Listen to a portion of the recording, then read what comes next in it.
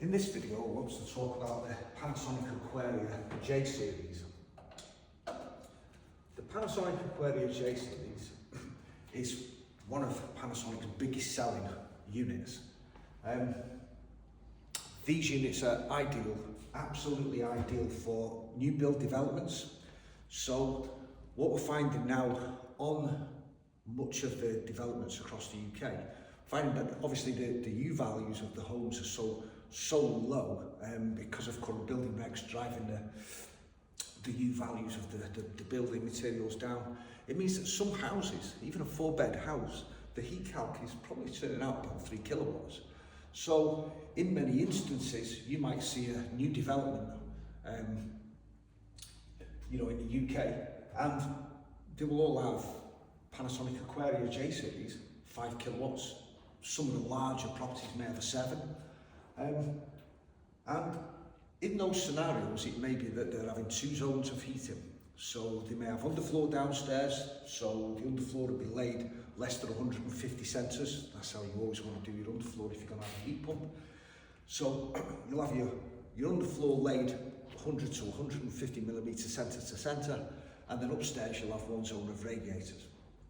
So this particular J Series works very well in those kind of scenarios because it's our 32 unit, so low temperature, exceptional efficiency. So those radiators may be designed to run at the same temperature as the underfloor. So let's say you put slightly larger radiators upstairs for zone 2. It may mean that if the underfloor is designed to run at say 42 degrees or 40, maybe the rads can run at 40, and we can still universally achieve in-house, your 21 degrees, which may be your system designed for your ambient temperature in the house.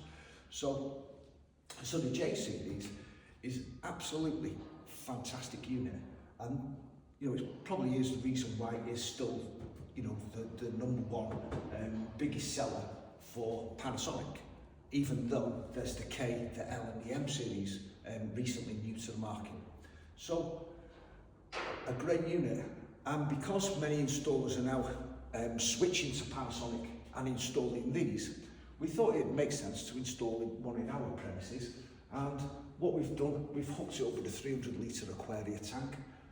The Aquarea tank is made by OSO, one of the best in the world. So when you choose the Aquarea tank, you're getting quality. So you're okay with that. Inside this J Series unit, there is your built-in backup heater. So if that's why there's 2 power supplies. So these sockets are being commercial, are on 32A. You need a 16A for power for a 5 kilowatt and a 16A for your backup heater. That's what they 2 are. So we've got power 1 is the power for the unit, and power 2 is the power for the backup heater. 3 kilowatt built-in backup heater. In the event of a technical fault, that backup heater can be brought on in a quick menu, and it will do the heating and the hot water until the matter is resolved. So who else can benefit from having one of these? So maybe you're doing a self-build. So we talked about developments and the U values being so low and the heat calcs being so low that the heat calculation and the system design has determined a small capacity unit. Fantastic. But for a self-build, it's R32 driven, so it's R32 refrigerant. So maximum flow temperature, 55 at the very best. You wouldn't really want to go any higher than that, because you may incur high run costs. But if you're doing a self-build, your U values are going to be so low, then the J Series would be, a good fit for you. So they're very, very simplistic to install as well. I know I keep saying this, but they really are. You don't need flexes on these. Panasonic have done. They've done enough engineering inside of the unit with the compressor to eradicate noise transfer from the compressor. So Panasonic encourage you not to use flexes. So in another video, I'll show you how we approach that But basically we're coming off the back of the unit with the 1.25 inch flat face lever valves, and then the antifreeze valves, because we're not putting glycol in here. In most cases you'll want to now be putting antifreeze valves. What do antifreeze valves do? You might ask. Well, if, let's say, in the middle of winter you have a power cut, and let's say the power outage is, you know, prolonged one, essentially it poses a risk that the heat pump could freeze because there's water in it. So, you know, the manufacturers want you to be able to protect this system. So in the event of a power outage in the middle of winter, when there's a risk of freezing, they even want you to put glycol in the system, but we know that glycol, because of its viscosity, can slow down the pump flow rate, therefore affecting efficiency. So that's why most manufacturers now encourage antifreeze valves. Well, the temperature within the flow and return pipes, or the inlet and the outlet pipework, if that gets near 3 or 4 degrees, the bimetallic strip inside the antifreeze valve will open and it will dump the water from the primary circuit in the heat pump. So essentially the pressure gauge will end up going down to 0, but it will protect the heat pump. So it's efficiency wise, it's better to have the antifreeze valves and cheaper, because the glycol's so expensive.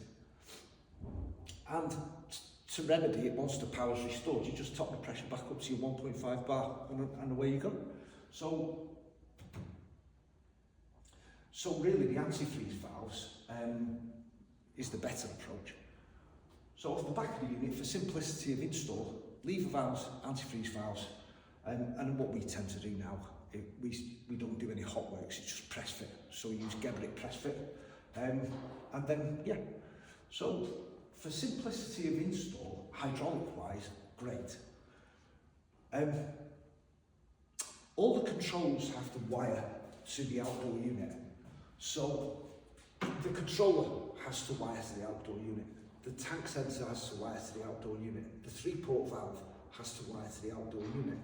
If you were using an immersion to control the Legionella, I'm using a backup heater to do the Legionella. That is an option in the menu. So you'll notice on ours we've not put an immersion on. I've no intention to. It's inside our premises, it's for training purposes. I'm not putting an immersion on, but if there was on yours, we could run it to the outdoor unit and we can control it from the controller to do the Legionella cycle, the weekly Legionella. So that's an option. If there's third-party thermostats, that would also still be wired to outside. So say your LS and your LR from your heat miser wiring centre, for example, that too would run out to the board on the J Series. If you're using the Panasonic controller as the ring thermostat, so you've got it in a hallway perhaps, I've mentioned that you'd run it out to the unit. That's just a 2-core comms cable, like a 0.75 or a 1 mil. So, you know, for wiring, it's straightforward, but just be mindful that every component that you're using in the house will get wired to the outdoor unit. So in real world, in the client's house, obviously we wouldn't have plug sockets supplying the power. We'd have the SCARME rotary isolation switches on the outside wall next to the heat pump where it can be seen. So for future maintenance, when you want to do your service, you can knock the power off. From there, you could use like HO7RNF. So on your consumer unit in the house, you'd have your 2 independent breakers. So in this instance, you'd have 2 16As on your buzz bar. From there, you'd have your 1.5 mil twin and earth for the backup heater, and possibly 2.5 mil twin and earth for the power. But that's up to the electrician's discretion on the distance and things like that. So whichever cable he or she feels is suitable. So that would then supply the 2 SCARMEs, and then from the SCARMEs you could use something like HO7RNF cable, just 3-core, live neutral earth, straight in, and then I'll get the cover off shortly, but your wiring is very, very simplistic there. So For hydraulics, very simple. For wiring, very simple, but just be mindful that everything you use inside the house, even if you want a thermostat for upstairs and a thermostat for downstairs, they too will need to come to the outdoor unit. What I tend to do in those instances, I tend to use that contractor pack type, where I put my volt-free cables through one and put my voltage through another one. So I'd have two contractor packs coming into the back with finishers, or stuffing glands and finishers, and try and keep it as simplistic as that. So what else have we got to consider on this particular unit is the slab. So the slab on here, you'd want a 1400 wide slab.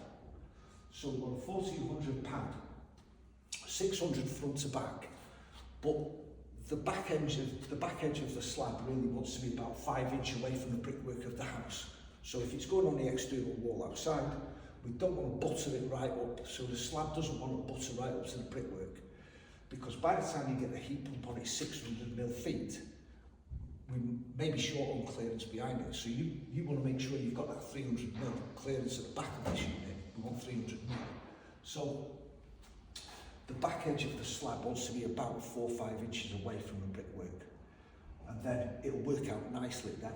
So the heat pump will go to its feet, which is 600 front to back, so that'll be the depth, the depth of the slab. So 600, 1400, and I would, because of the weight, I would strongly encourage about 6 inch, 5, 6, no less than 5 inch thick, but a real good solid strong mix. Concrete base, or if you've got alternative means of doing it, if it's going on a patio, you still want some kind of acro drainage for the condense. So you've got to think about the condense, how you're going to do that. These come with a bungs pack, so you can put the 6 bungs that you can put underneath in all the. So instead of having it free draining, you can put the bungs in, and then it's an elbow, and then you can put that into like a bit of barrier pipe, which is 1.25 inches. And then off to a grid. So you could either do that, or you could, if you're on gravel, if you've got gravel surrounds, chipping stones, excuse me, you could then, let it free drain the condense. It's not acidic, it's not toxic, it's not, going to cause harm to the ground or anything. It's just condensation water. Just like on a hot summer's day, if you've got a freezing cold glass of pure orange, on the outside of the glass you've got condensation. When these work, they produce condensation. And so we want to make sure that we've made measures to get rid of that condensation water, because in the winter we don't want to create any slip hazards. So, if you are on a solid surface and you're not on chipping stones, if you are on a solid surface and you've got condensation water leaking around the unit, it could cause an ice patch and a slip hazard. So we want to avoid that, and that's MCS compliant as well, by the way. So with the unit, we're just going to fire it up.